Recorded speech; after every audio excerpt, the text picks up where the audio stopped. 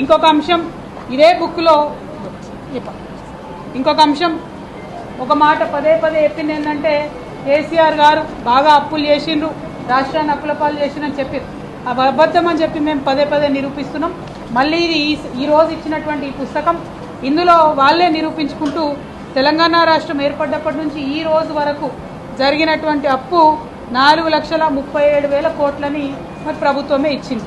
కానీ కేసీఆర్ గారిని పట్టుకొని 7.5 లక్షల కోట్లు అప్పు చేసిరు, మీరు ఇన్ని లక్షల కోట్లు అప్పు చేసిరు అని చెప్పి పదే పదే చెప్తుంటారు.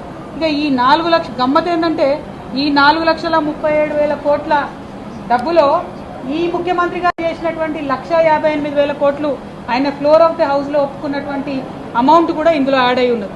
అంటే కేసీఆర్ గారు చేసినటువంటి అప్పు మీద వాళ్ళు తప్పుడు ప్రచారం చేసిందన్న విషయాన్ని ప్రభుత్వము మరి ఈ 2 పుస్తకాలలో కూడా ఈ బడ్జెట్లో రాసి ఇవ్వడం అన్నటువంటిది వాళ్ళ అసత్యాలను